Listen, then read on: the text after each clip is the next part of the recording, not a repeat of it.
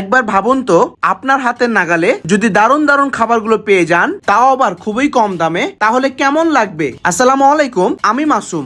এইখানে রয়েছে বেশ কয়েকটা ফুডকার্ট। এই ফুডকার্ট গুলোর মধ্যে এই দোকানটা কিন্তু একটু বেশি ভিড় জমায়। এই ভিড়ের কারণ খুবই সহজ, কম দামে গরম গরম সব খাবার পাওয়া যায়। আর এই ফুডকার্টের আর স্বাদের দিক থেকে নাকি একটু ডিফারেন্ট। তবে এক ফুডকার্টের সবগুলো খাবার কিন্তু টেস্ট না, এইখানকার কিছু খাবারের আসলেই ইমপ্রুভ দরকার। আজকে আমরা এইখানে বেশ কিছু আইটেম ট্রাই করব এবং আপনাদের সাথে শেয়ার করব আমাদের অভিজ্ঞতা। আমরা প্রথমে অর্ডার করেছিলাম এই পিৎজা।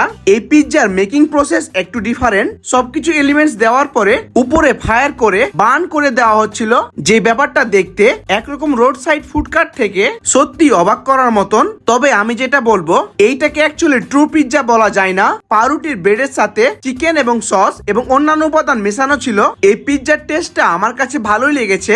90 টাকায় এর থেকে বেশি আশা করা যায় না। মিউনিস এবং সসের পরিমাণটাও বেশি ছিল। এক কথায় ঠিকঠাক কোয়ালিটি বলা চলে। তবে যারা আসল পিৎজা লাভার, তারা 200 থেকে 250 টাকায় সিএমবি মোড়ের থেকে বেশি বেটার পিৎজা পাওয়া যাবে। বাজেট কিছুটা বেশি করে ওইটা পিৎজা ট্রাই করলে আপনাদের কাছে বেশি ভালো লাগবে। এরপরে আমি ট্রাই করি ক্রিস্পি চিকেন। ক্রিস্পি নাম শুনে বোঝাই যাচ্ছে এর মজা কতটুকু হবে। বাইরের কোটিংটা একদম ক্রাঞ্চি, কামড় দিলে করকরে শব্দ বের হয়। এর ভিতরে মাংসটা একদম সেদ্ধ এবং জুসি টাইপের। অনেক সময় রাস্তার ধারে ফ্রাইড চিকেনে দেখা যায় মাংসটা একটু কাঁচা থাকে, কিন্তু এইখানে সেটা হয়নি। একদম সুন্দরভাবে ভাজা হয়েছে। প্রতিটি বাইটে মশলার ফ্লেভার এবং চিকেনের স্বাদ পাওয়া যাচ্ছিল।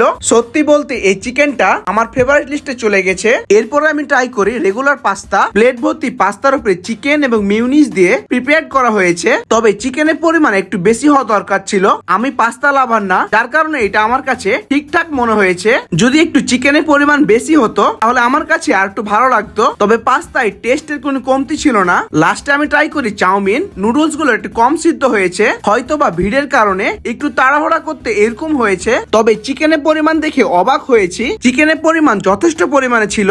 সবগুলো আইটেম ট্রাই করার পর আমার যা মনে হলো, আমার লিস্টের প্রথমে থাকবে ক্রিস্পি চিকেন এবং পিৎজাটা। আর এইটার এক্সাক্ট লোকেশন হচ্ছে রাজশাহী নগর ভবনের পাশে। আর এই ফুডকার্টটার নাম হচ্ছে নগর ফুড কর্নার। এই জায়গাটা রাজশাহী ফুড লাভারদের জন্য খুবই পছন্দের জায়গা। যদি আপনার বাজেট কম হয় তাহলে দু একটা আইটেম ট্রাই করার জন্য এই ফুডকার্টে আসতে পারেন। এই ফুডকার্টটা কম দামে ভালো মানের খাবার সার্ভ করে। ধন্যবাদ সকলকে। এই ছিল আজকের ভিডিও। আল্লাহ হাফিজ।